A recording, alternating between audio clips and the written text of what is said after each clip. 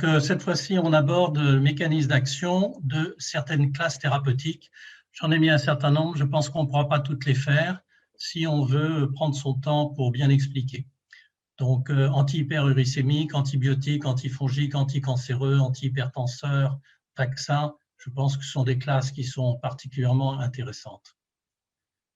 Anti-hyperuricémique, on l'a déjà vu la dernière fois, je le reprends très vite. Une des choses importantes, c'est que ça a été vraiment le début, la première fois qu'il y a eu une action moléculaire du fait du blocage d'un enzyme.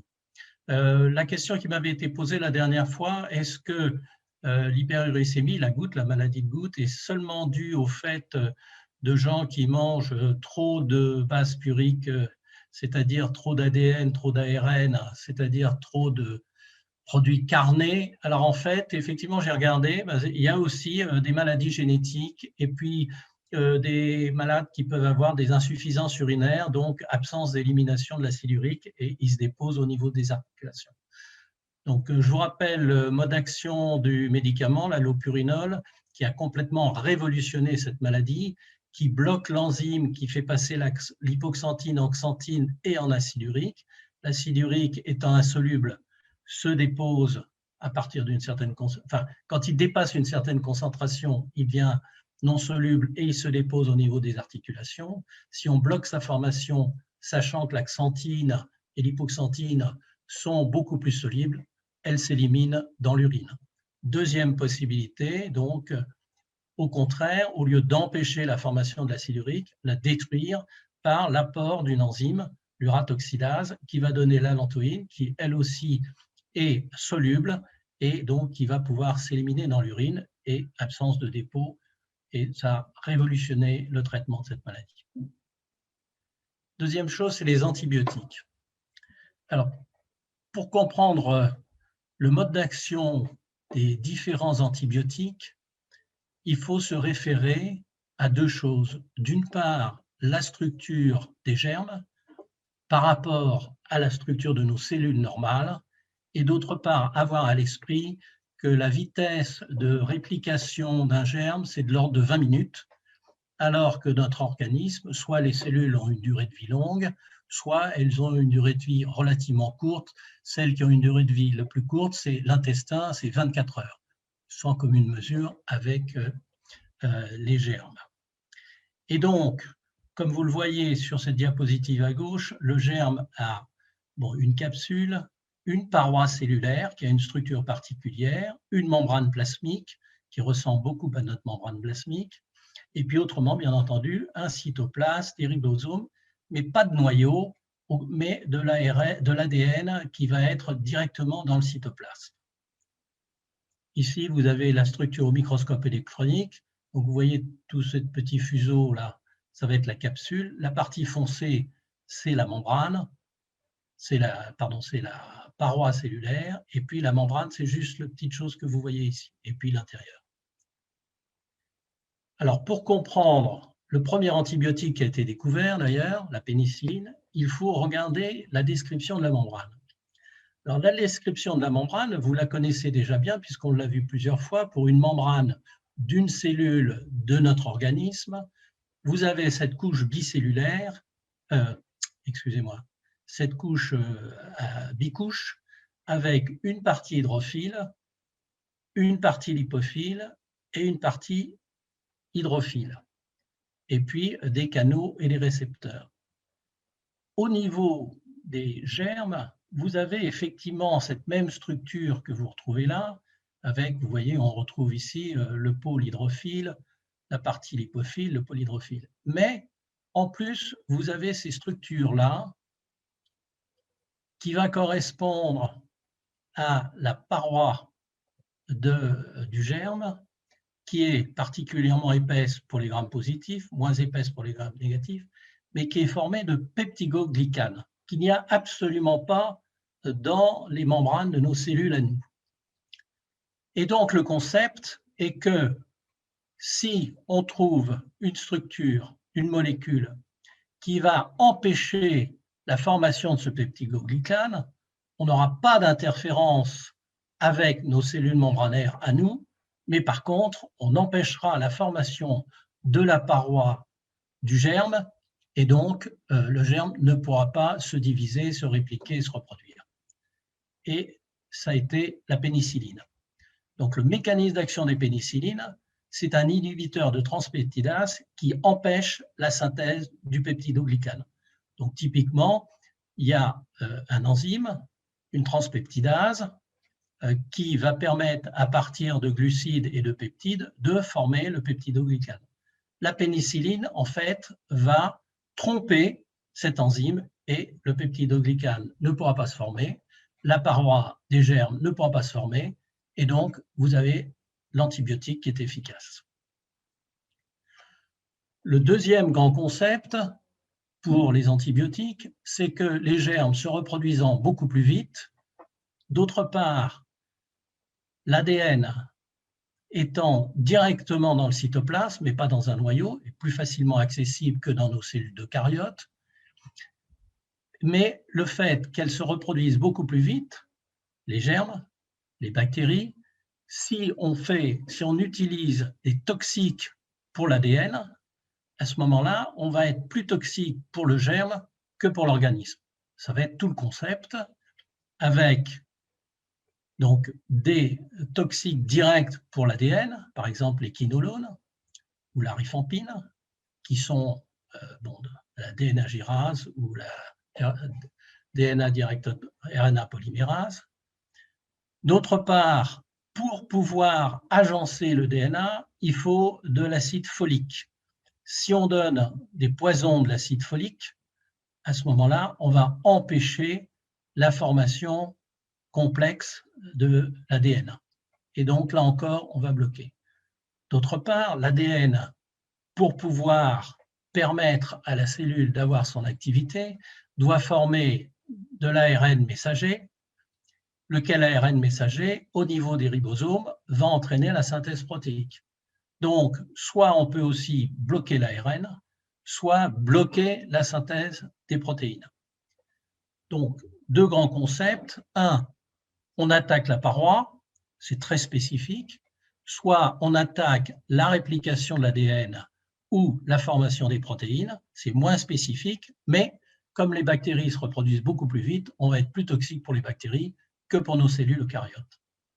Donc, vous avez ici, voilà les mécanismes d'action qu'on a: inhibition de la synthèse de la paroi cellulaire, inhibition de la synthèse protéique, inhibition de la synthèse d'ADN, inhibition compétitive de la synthèse de l'acide folique, ce que j'ai dit tout à l'heure, puisqu'il est indispensable pour la structure de l'ADN, ou inhibition de la synthèse de l'ARN.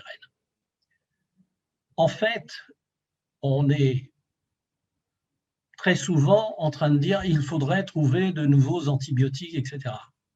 Ben oui, mais regardez, au niveau de la paroi, on ne peut pas faire beaucoup plus. Et au niveau des autres activités, quasiment, on a tout ciblé les activités sur lesquelles on pouvait être efficace, sans être toxique, ou du moins une toxicité faible, pour nos cellules à nous, nos cellules eucaryotes. Donc, c'est une des raisons pour lesquelles on peut avoir des antibiotiques dérivés ou proches de ceux qui sont déjà en place, mais de nouveaux concepts, pour l'instant, sont très difficiles à trouver. Alors, les antifongiques, je vais faire à peu près la même chose. Je vais passer un peu plus vite parce que le concept est exactement le même.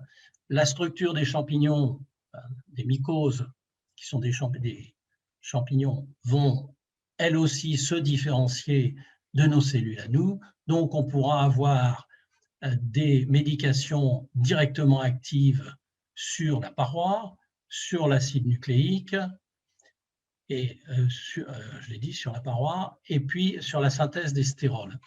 Alors, la synthèse des stérols, on va le revoir tout à l'heure, et c'est une notion extrêmement importante. Pourquoi? Parce qu'on a des anticholestérolémiants. Le cholestérol, on l'a vu, et si vous voulez bien, je vais revenir sur quelque chose qu'on a vu plusieurs fois déjà, sur nos membranes. Nos membranes de cellules sont formées de cette bicouche hydrophile, lipophile, hydrophile, Et dans cette couche lipophile, il y a du cholestérol. Le cholestérol est un constituant fondamental de nos membranes cellulaires. Et donc, c'est certains des médications antifongiques vont utiliser cette structure pour être des inhibiteurs de la synthèse d'estérol et donc, là encore, de l'activité même de ces champignons.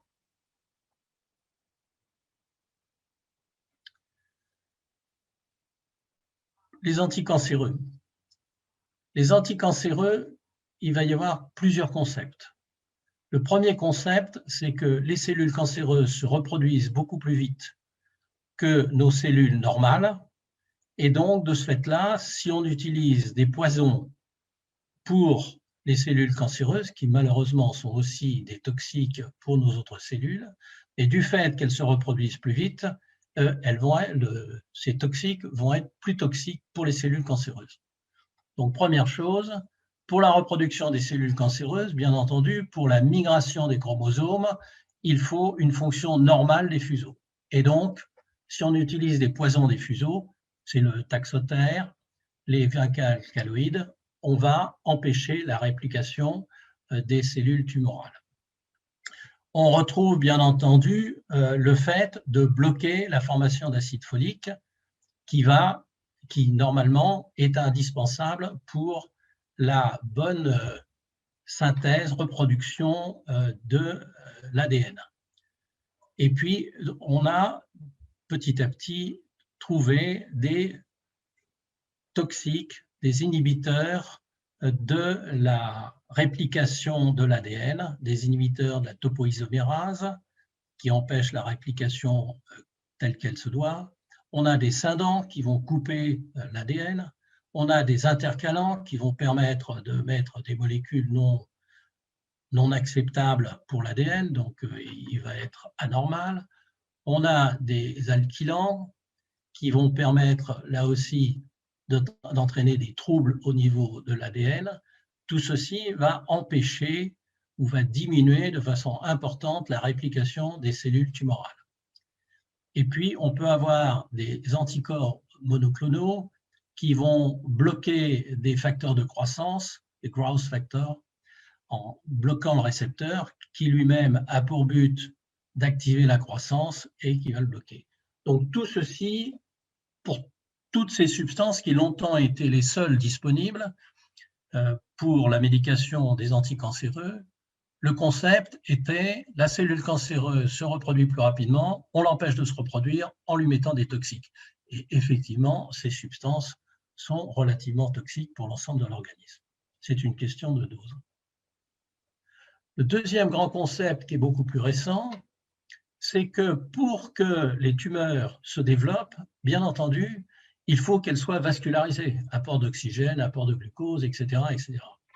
Et donc, on s'est aperçu que les cellules tumorales sécrétaient des facteurs de croissance vasculaires. Donc, il y en a plusieurs, avec plusieurs noms, vascular endothelium growth factor, celui-là, je ne sais plus ce que c'est, platelet, etc. Enfin bon, il y en a plusieurs qui ont des noms différents, mais toutes n'ont qu'un seul but, c'est d'augmenter le développement des vaisseaux sanguins qu'ils vont pouvoir vasculariser la tumeur. C'est ce que vous avez là aussi comme image. Donc, à partir du moment où on a su qu'il y avait ces structures moléculaires qui avaient ce rôle, le concept a été de trouver des substances, des anticorps qui allaient bloquer soit les facteurs de croissance, soit au niveau des récepteurs, aller prendre leur place et être antagonistes. Et donc, on a des alors là, c'est vascular endothelium growth factor drugs, avec plusieurs types d'anticorps. Et donc, vous voyez les dates d'apparition dans la thérapeutique avec des anticorps qui ont des modes d'action différents. Mais le grand concept, c'est diminuer la vascularisation, inhiber la vascularisation de la tumeur, justement pour l'empêcher de se développer. Troisième grand concept qui est aujourd'hui en place, alors Tout d'abord, pour comprendre le concept, il faut comprendre comment les choses se passent. La cellule tumorale est différente de la cellule normale, entre autres parce qu'elle se reproduit, mais parce qu'il va y avoir des parties de la cellule qui sont différentes, auxquelles que l'organisme va considérer comme des corps étrangers, autrement dit comme des antigènes. On a des cellules particulières qui ont pour but de reconnaître ces antigènes et de les présenter aux lymphocytes, qu'on appelle les cellules dendritiques. Et donc, ces cellules dendritiques vont entraîner une présentation aux lymphocytes et activer les lymphocytes. Les lymphocytes, donc, sont activés, se reproduisent, et à partir de là, vont infiltrer les tumeurs et, infiltrant les tumeurs, reconnaissent les cellules tumorales et entraînent la destruction des cellules tumorales. Alors cet organisme marche normalement. Ce qu'il y a, c'est que parfois il est débordé par la structure tumorale où il ne reconnaît pas bien les antigènes. Donc le concept, c'est ce dont j'ai parlé la dernière fois, c'est qu'on va augmenter le nombre de lymphocytes capables de reconnaître ces cellules tumorales. Donc, prélèvement des lymphocytes, ensuite modification de ces lymphocytes pour qu'elles puissent reconnaître les cellules cancéreuses. Alors, on peut soit les modifier génétiquement, soit faire, je ne sais pas si vous en souvenez, des CAR T-cells, c'est-à-dire des cellules lymphocytaires sur lesquelles on va greffer des récepteurs synthétiques des antigènes tumoraux. Donc, une fois que ces cellules lymphocytaires sont modifiées, on va les mettre en culture pour qu'elles se multiplient et qu'elles soient suffisamment nombreuses, et ensuite réinjectées aux patients. Et donc, elles vont se diriger vers les cellules tumorales et les détruire. Donc, voilà les 3 grands schémas de traitement anticancéreux. Alors, je vous propose de passer à un autre qui touche beaucoup de monde, le problème de l'hypertension artérielle. Donc, tous ces mécanismes dont je vous parle ont été compris relativement récemment.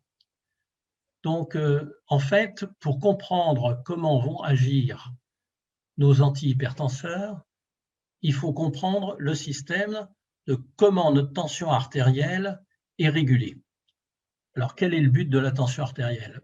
D'une part, qu'elle soit suffisante pour entraîner un passage de l'oxygène, des glucides, etc., vers les tissus, et puis les rapporter vers le foie ou le rein, etc. Et d'autre part, au niveau du foie et du rein, une élimination de l'ensemble des déchets, et donc, par exemple, au niveau du rein, une pression suffisante pour qu'il puisse y avoir élimination. Alors, voyons comment ce système est régulé. Eh bien, ce qui se passe, c'est qu'au niveau du foie est sécrétée une structure moléculaire qui s'appelle l'angiotensinogène, qui n'a aucune activité sur la pression artérielle. Cette angiotensine, sous l'action d'une enzyme sécrétée par le rein, la rénine, est transformée en angiotensine 1, qui va circuler dans le sang, et cette angiotensine 1 circulant dans le sang, sous un enzyme, qui est l'enzyme de conversion de l'angiotensine 1, donne de l'angiotensine 2. Cette enzyme va être ajustée en fonction de la perfusion de l'endothélium pulmonaire et rénal et conduit à l'angiotensine 2. Et c'est l'angiotensine 2 qui est active, et voilà toutes les activités qu'elle a. D'une part, au niveau de récepteurs un peu partout dans l'organisme, elle active l'activité du système sympathique. Tension cardiaque, activité générale, etc. Deuxièmement, au niveau du rein, elle va entraîner une réabsorption tubulaire du sodium et du potassium, une excrétion et du chlore, pardon, et une excrétion du potassium, ce qui au total va entraîner une rétention d'eau, donc au total une rétention de volume. Au niveau du cortex surrénalien, elle va favoriser la sécrétion d'une hormone qui s'appelle l'aldostérone, qui elle-même a exactement la même action que l'angiotensine 2, c'est-à-dire rétention d'eau et de sodium. Au niveau des vaisseaux, elle va entraîner une vasoconstriction des artérioles, donc diminuer en fin de compte le contenant, alors qu'en haut, on augmentait le contenu. Donc on comprend bien que ça augmente la pression. Et au niveau de l'hypophyse, elle va stimuler l'hypophyse avec une sécrétion d'ADH, d'antidiurétique hormone, c'est-à-dire l'hormone qui empêche d'uriner. Donc là encore, maintenir la quantité volumique d'eau, enfin la quantité d'eau, la quantité de volume dans l'ensemble de l'organisme. Donc au total, l'angiotensine 2, du fait de cette action sur ces différents récepteurs au niveau du sympathique, au niveau du rein, au niveau du cortex surrénalien, au niveau des vaisseaux, au niveau du lobe postérieur de l'hypophyse, va entraîner une rétention hydrosodée, donc une augmentation de la volémie et donc une augmentation de la pression artérielle, mais en même temps, bien entendu, une augmentation du volume, qui est du débit, du volume qui va arriver au niveau du rein et donc favoriser la filtration.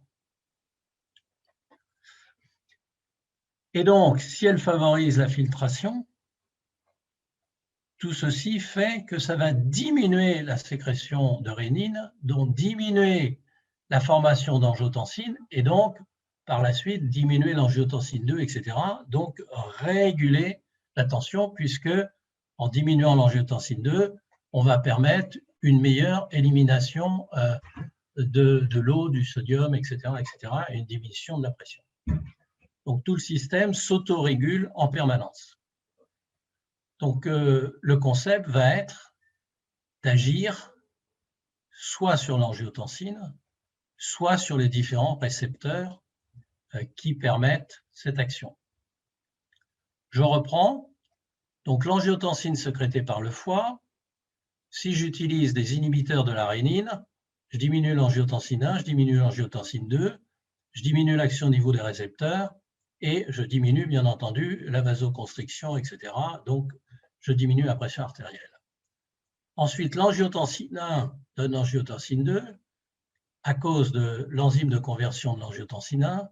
Si j'utilise des inhibiteurs de cette enzyme, je vais diminuer l'angiotensine 2, etc., etc. Là, ça devient intéressant aussi. Donc, l'angiotensine 2 agit au niveau de deux types de récepteurs, les T1 et les T2. Et les T1, eux, entraînent plutôt une vasoconstriction, alors que les T2 entraînent plutôt une vasodilatation. Donc, si j'arrive à antagoniser uniquement les T1, je vais conserver l'action au niveau des T2, l'action de vasodilatation. Donc, je vais avoir quelque chose d'encore plus spécifique. Et puis, je peux aussi utiliser des antagonistes de l'aldostérone. Donc, on va avoir là les possibilités d'agir sur la tension artérielle.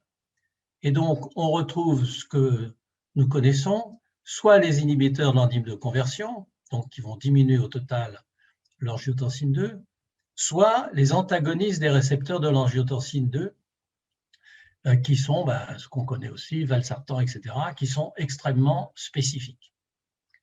Alors, pour rappel, avant la compréhension de tout ce que je viens de vous expliquer, de tout ce que je viens de vous présenter, et donc ces activités extrêmement spécifiques, tant qu'on ne connaissait pas ça, on avait un certain nombre de médications qu'on utilisait. On utilisait des diurétiques, on utilisait des bêta-bloquants, on ralentissait la fonction cardiaque. On utilisait des inhibiteurs calciques. Le calcium est indispensable à la contraction musculaire.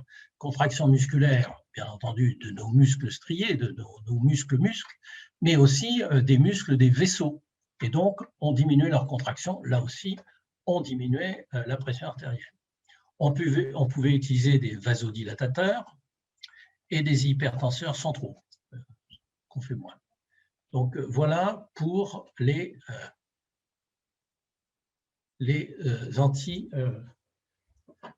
pour les diminutions de la pression artérielle. Métabolisme du cholestérol, on change complètement. Alors d'abord, avoir à l'esprit que le cholestérol est une molécule indispensable à notre organisme puisqu'il fait partie de toutes nos membranes cellulaires.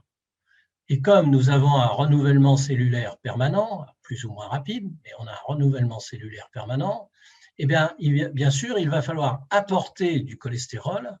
Et quand les cellules sont détruites, les membranes sont détruites, il va falloir rapporter du cholestérol. Voilà. Celui qui va vers les cellules, c'est le LDL cholestérol. Et celui qui repart, c'est le HDL cholestérol. Alors, d'où vient ce cholestérol? Le cholestérol, il peut venir de l'alimentation ou il peut être synthétisé par le foie. L'alimentation en apporte en moyenne 1/3, le foie 2/3. Et il est éliminé au niveau du foie. La façon dont il est transporté.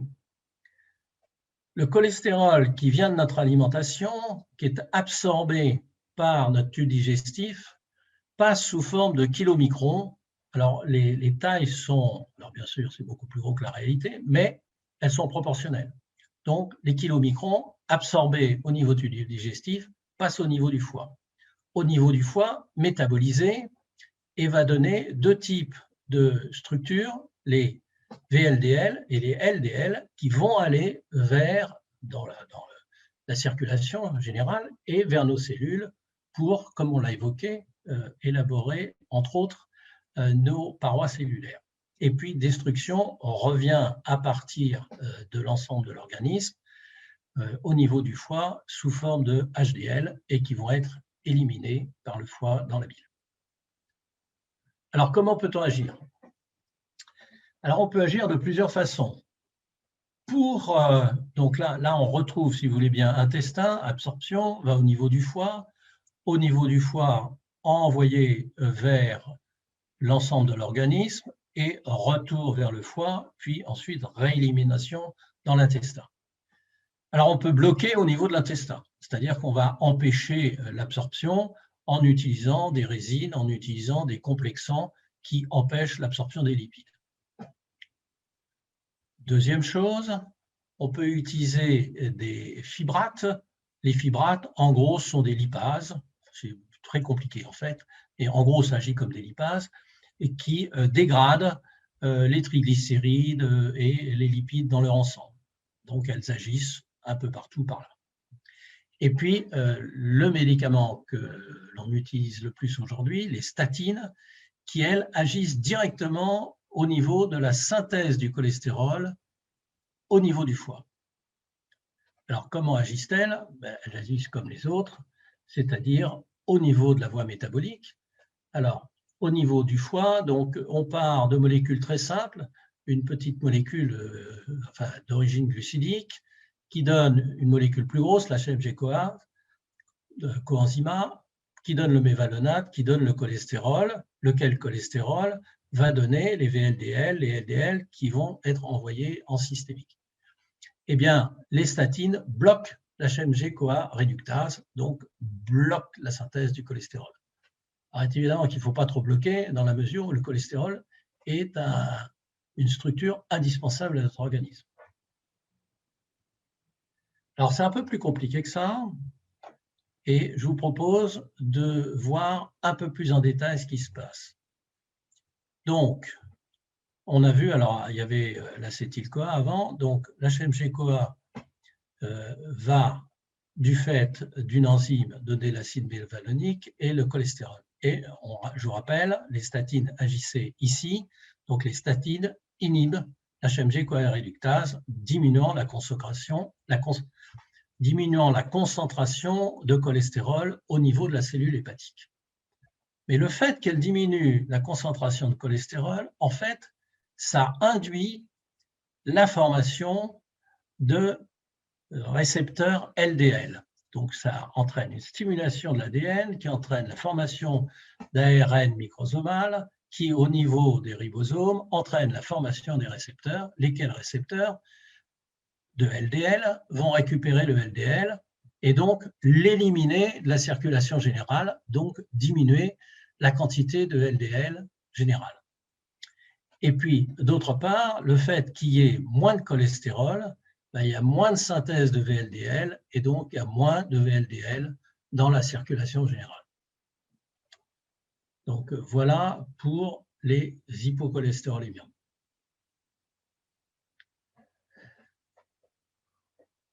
Ça va, c'est OK, je continue? Oui, on va en prendre encore 5 minutes. Tu peux faire encore un exemple. Puis après, Alors, on l'autre exemple donc, qu'on a compris là encore récemment, c'est la dépression.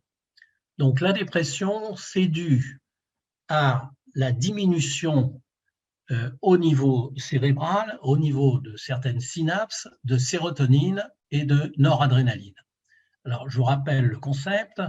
Pour que le flux nerveux passe d'une cellule à une autre, c'est-à-dire de l'axone vers un dendrite, la cellule présynaptique, postsynaptique, en fait, l'influx nerveux, la dépolarisation, ne peut pas passer directement d'une cellule à l'autre. Donc, la dépolarisation, l'activation de la cellule, entraîne une libération d'un médiateur. Dans le cas particulier, pour cette diapo, c'est la sérotonine. Donc, la vésicule migre et libère le produit dans la synapse qui va aller au niveau des récepteurs de sérotonine, au niveau de l'autre synapse. Alors, je crois que c'est dans la suivante où je montre, oui. Excusez-moi. Donc, comme je l'ai dit tout à l'heure, donc action, il y a la sérotonine qui est prise en compte et la noradrénaline. Donc, je reprends rapidement. Les vésicules de sérotonine, migrent, la sérotonine est libérée et la sérotonine va aller activer les récepteurs sérotonine qui sont postsynaptiques. Pareillement pour la noradrénaline. Le problème, c'est que dans le cas de la dépression, clairement, il y a une diminution de la sécrétion de ces deux médiateurs, ou disons de la disponibilité de ces deux médiateurs. Donc, on a plusieurs possibilités.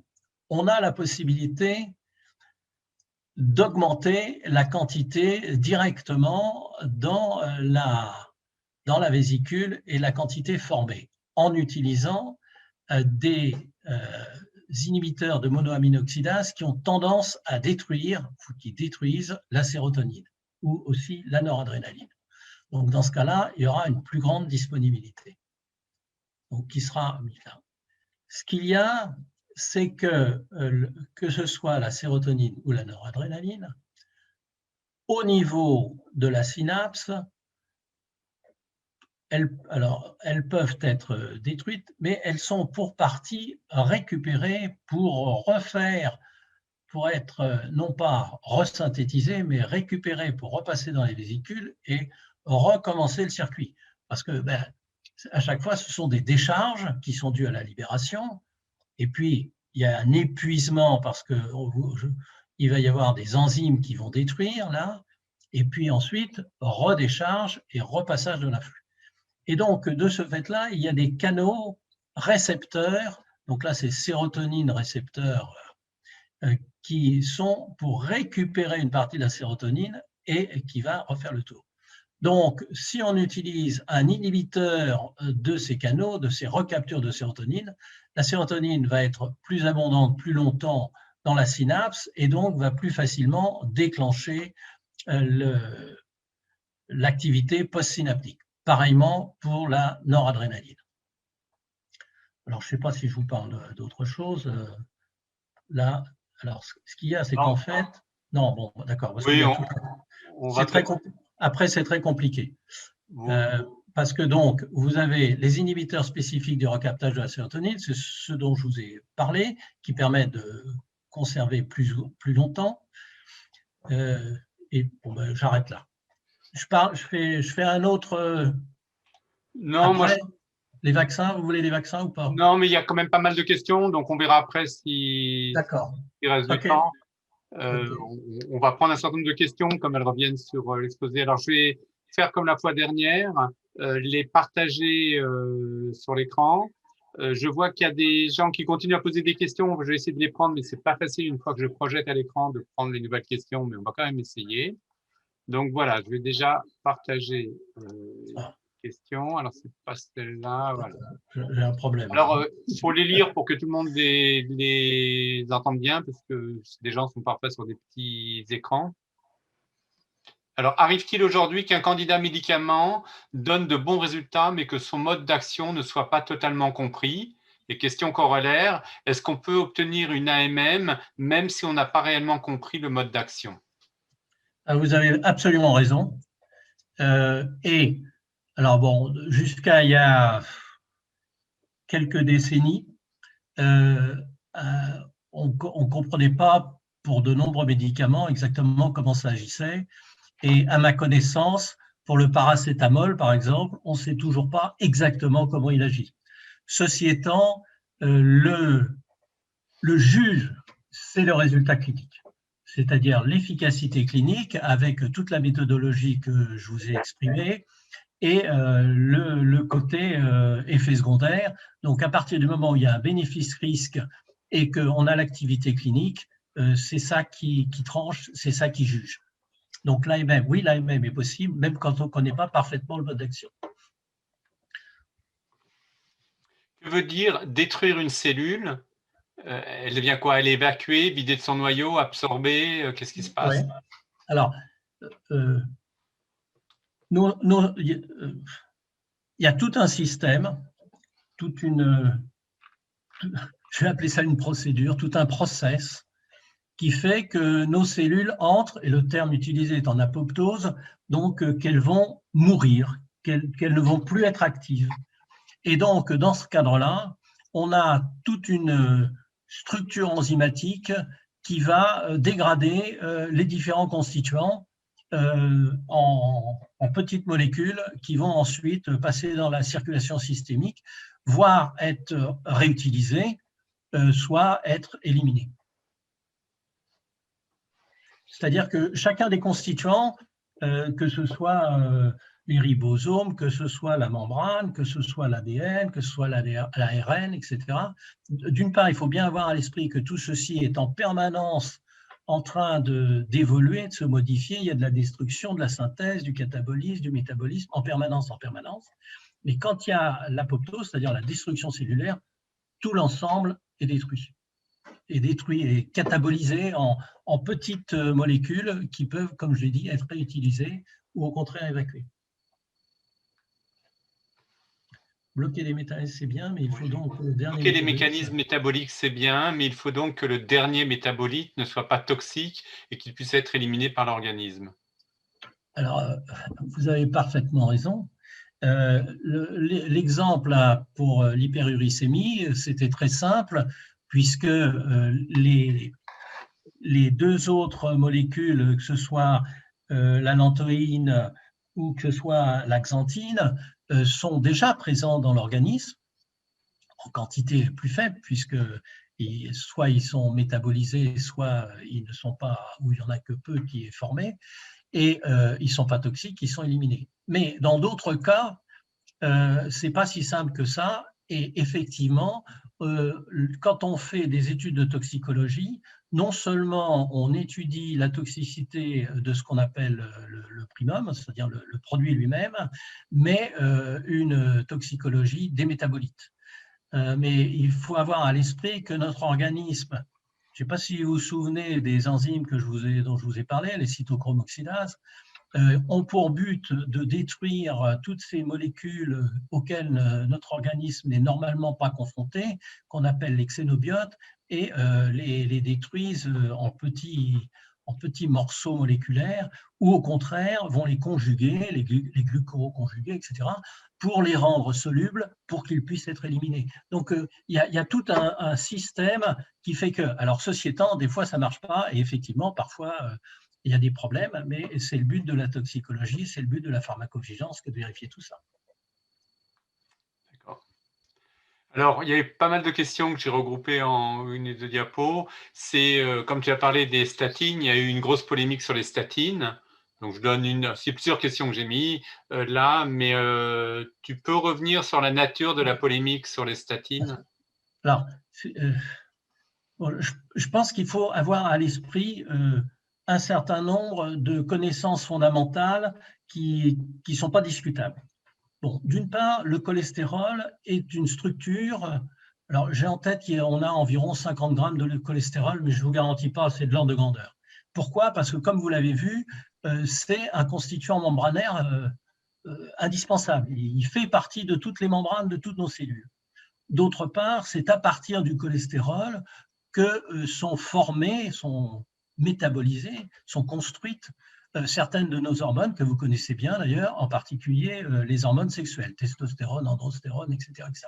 Donc, le cholestérol est indispensable en une certaine quantité. Alors, ça, c'est une chose. Deuxième chose, c'est que lorsque le cholestérol, et pas uniquement le cholestérol d'ailleurs, les lipides, etc., sont en quantité trop élevée, en particulier quand il y a un trouble génétique qui entraîne une hypercholestérolémie, vous avez des dépôts de cholestérol et de lipides dans l'organisme, un petit peu partout d'ailleurs, et aussi et en particulier au niveau vasculaire qui entraîne donc les troubles que vous connaissez, l'athéromatose, etc.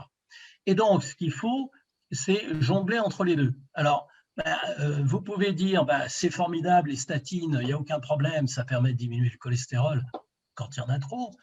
Ou vous pouvez dire, ah ben ouais, non, mais attendez, les statines, c'est très dangereux parce que si on en prend trop, à ce moment-là, la quantité de cholestérol disponible pour le fonctionnement de l'organisme est insuffisante. Alors, ça dépend où vous vous trouvez. La bonne réponse, c'est il faut surveiller les choses, il faut voir, il faut ajuster, il faut donner la bonne quantité quand c'est indispensable.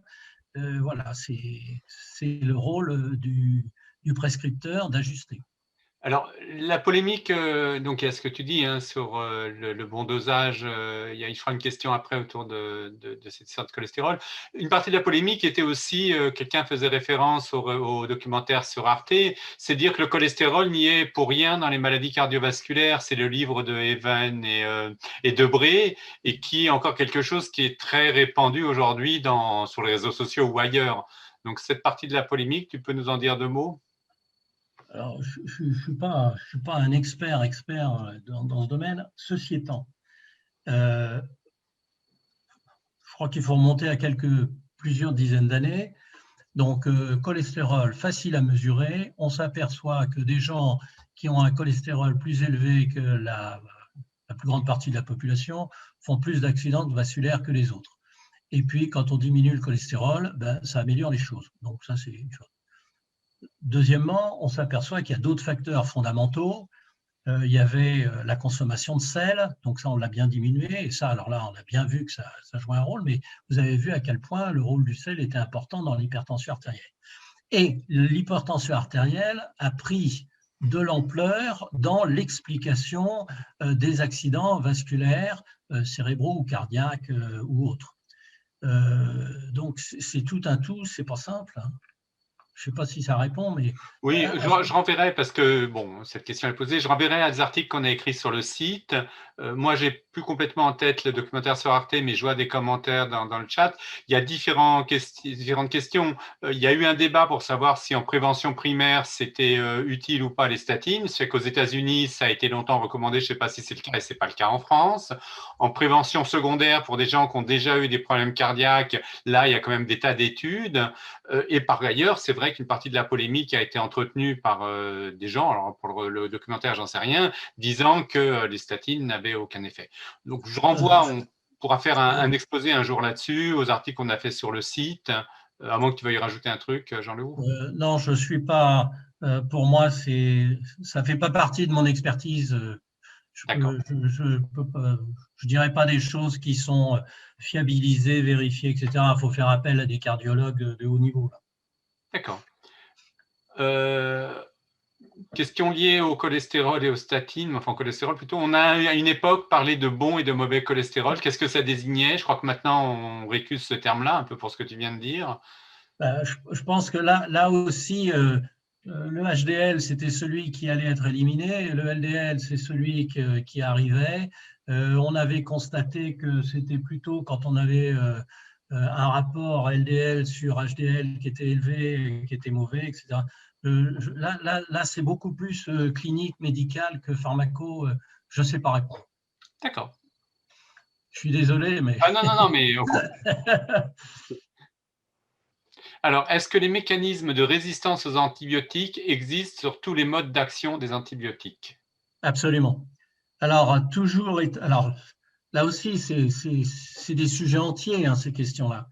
C'est que nos cellules, bien sûr, comme on l'a vu tout à l'heure, ont des canaux non spécifiques, ont des récepteurs spécifiques, ont des canaux spécifiques pour faire entrer dans les cellules.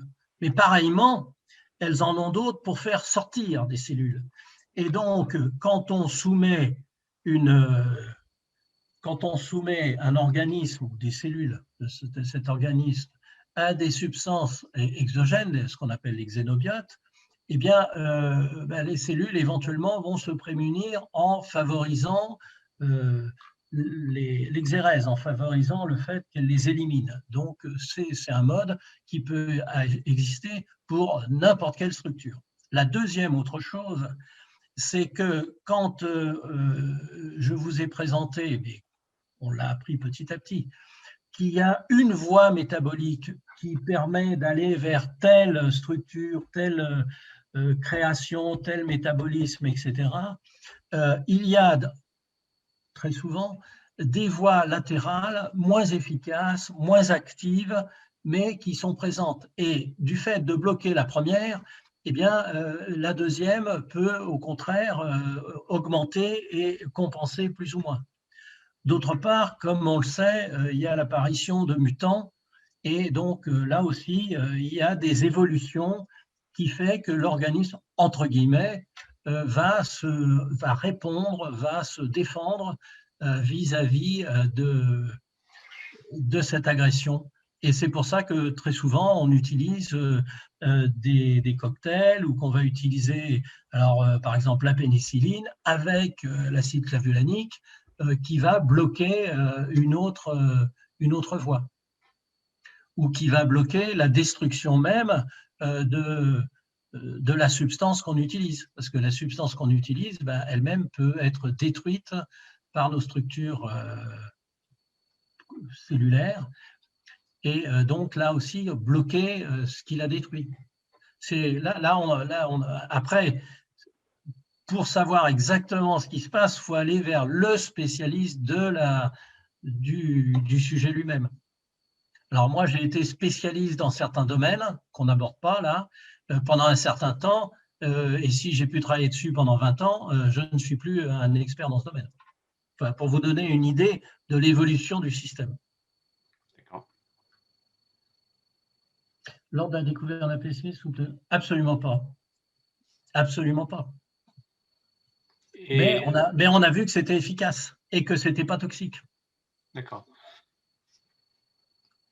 Attendez, pour arriver à comprendre ça, et à l'époque, on n'avait pas les moyens, il fallait connaître la structure de la paroi, les peptoglycanes, il fallait comprendre la façon dont les peptoglycanes étaient synthétisés, etc., etc. On n'avait pas tout ça. Mais par contre, le fait de chercher pour comprendre a permis ensuite de se dire « Ah bah tiens, mais alors on peut peut-être faire une molécule encore plus efficace que la pénicilline » et sont les dérivés qui sont arrivés par la suite. Dans quelle mesure sont prises en compte les rythmes circadiens dans les modes d'action, ou plutôt les intensités d'action des médicaments? Oui, alors plusieurs réponses.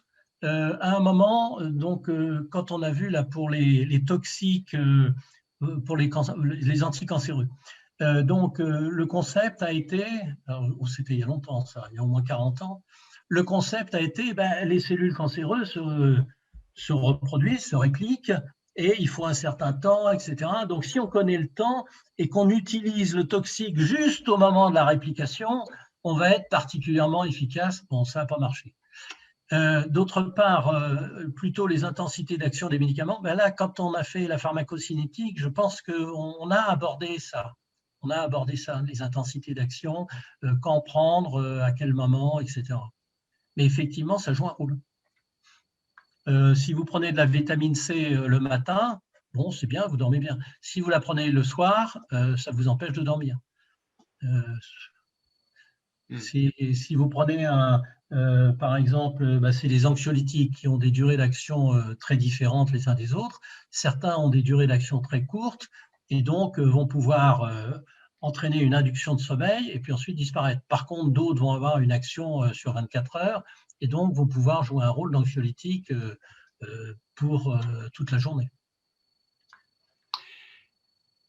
Ça, c'était une question qui avait été posée juste avant la conférence, mais bon, qui ne portait pas que sur celle-là. Sur les procédures qualité, donc je la laisse là et je reviendrai après dans les minutes qui nous restent sur quelques questions qui viennent d'arriver. Quelles sont les procédures qualité lors de la fabrication de médicaments, contrôle en interne, surtout en externe? Alors, je crois que tu l'avais abordé un peu quand même. Oui, absolument. Alors, dans les 3 domaines, vous vous souvenez, il y avait la galénique, toute la pharmaceutique, il y avait animal, il y avait clinique. Par exemple, prenons pharmaceutique, mais on peut faire pareil pour les autres, à toutes les étapes, c'est-à-dire au niveau, par exemple, de la préparation. On veut préparer un comprimé, il va y avoir le produit actif, il va y avoir des excipients, etc. Lorsqu'ils sont reçus dans l'usine, il va y avoir des échantillons qui vont être pris pour voir si le principe actif correspond aux normes qui ont été fixées, qui sont dans le dossier. C'est-à-dire, est-ce que c'est bien lui, combien il y a d'impuretés, est-ce qu'elles sont inférieures à ce qui est prévu, etc. Pareil pour les excipients. Ensuite, au moment de la fabrication, à chacune des étapes, par exemple, quand on va faire les mixages, eh bien, on va vérifier, on va regarder la façon dont c'est fait et ensuite on va refaire, on va prendre des échantillons pour voir la façon dont c'est mixé, etc. etc. Pour les contrôles en externe, alors je peux décliner ça pour les animaux ou pour l'humain.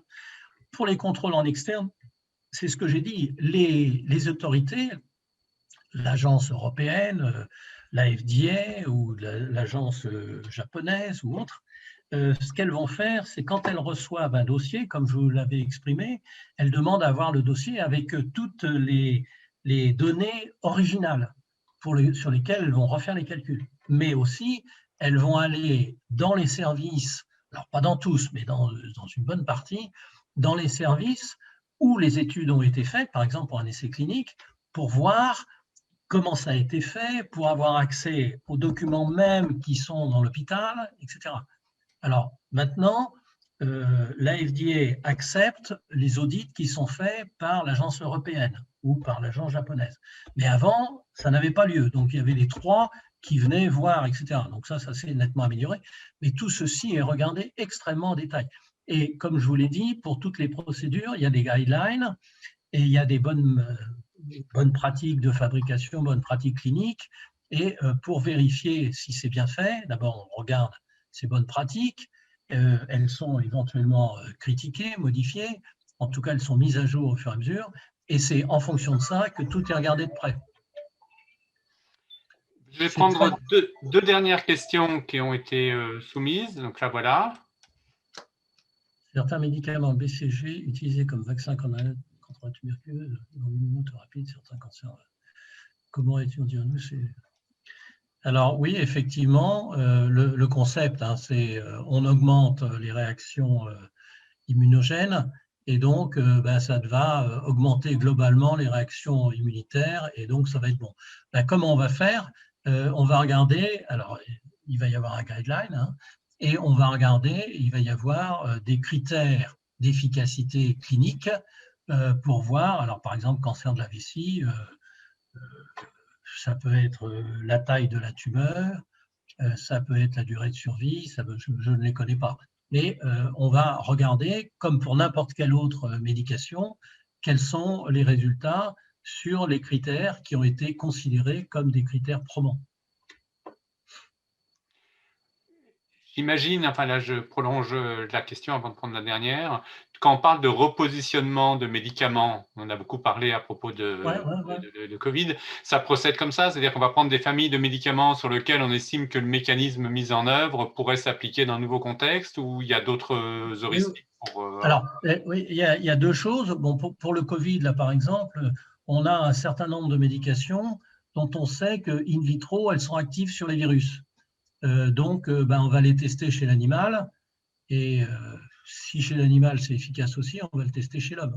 Il y a une autre possibilité aussi, c'est qu'il va y avoir, alors, j'en ai pas qui me viennent à l'esprit, mais il doit y en avoir, parce qu'il y en a plusieurs, c'est totalement par hasard, c'est-à-dire des prescripteurs, alors hospitaliers ou même cliniques, en ville, qui vont dire moi, je prescris tel médicament pour telle maladie à tel malade, et puis il a en même temps telle autre chose, et c'est efficace, etc. Tiens, oui, entre autres, il y a la maladie de Raynaud, c'est un trouble de vascularisation des extrémités. Et certains antibiotiques améliorent les choses. Donc là, je pense qu'on s'est aperçu par hasard que c'est ces gens qui avaient une infection, on a donné l'antibiotique, et puis ça a amélioré leur trouble de vascularisation distale. Et donc on se dit, tiens, c'est bizarre, ça fait ça. Et donc on les utilise dans cette indication. Mais là, c'est complètement par hasard. Voilà, on va prendre. Alors, je précise tout de suite, on va prendre encore une dernière question. Il y aura forcément quelques personnes frustrées parce qu'on n'a pas pris toutes les questions. J'ai laissé de côté 2-3 questions sur les vaccins parce que finalement, on n'a pas abordé les vaccins et on fera une webconférence plus tard dans l'année sur la vaccination. Et puis, voilà, je vais pas prendre toutes les questions. Est-ce que tu peux nous dire un mot sur celle-là, c'est-à-dire un domaine qui semble encore peu investigué, celui des allergies et la recherche de médicaments, de traitements. Est-ce que tu peux nous en dire un peu? Alors, je ne sais pas si c'est vrai, si c'est peu investigué ou pas. Je ne suis pas sûr que cette affirmation soit… Parce que les allergies, je pense que on a une bonne idée du concept. En tout cas, je ne connais pas particulièrement les allergies, mais en gros, vous avez un antigène et puis vous avez une réaction particulièrement marquée, mais de type atypique, c'est-à-dire que ce n'est pas les anticorps habituels qui vont être réactifs, et il va y avoir tout un tas de réactions en chaîne avec libération d'histamine, etc., etc. Et donc sur lesquels on a déjà certains médicaments. Je ne sais pas. Puis j'ai pas du tout travaillé ça, donc je sais pas. Mais je sens pas que les allergies ont été moins investiguées. Hein. Surtout que c'est un mal du siècle. C'est très très fréquent. C'est très fréquent. Bon, avant de redonner la parole pour conclure à François-Marie, allez, je prends la dernière question que j'avais quand même copié-collée. La voici.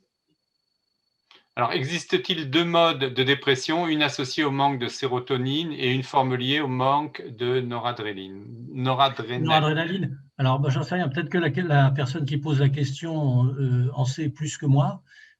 Pour moi, c'est en général les deux qui sont touchés. Alors, peut-être que des fois, c'est plus l'un que l'autre, puisque ce n'est pas exactement les mêmes voies métaboliques. Donc, on peut très bien imaginer qu'il y ait une voie qui soit plus touchée que l'autre.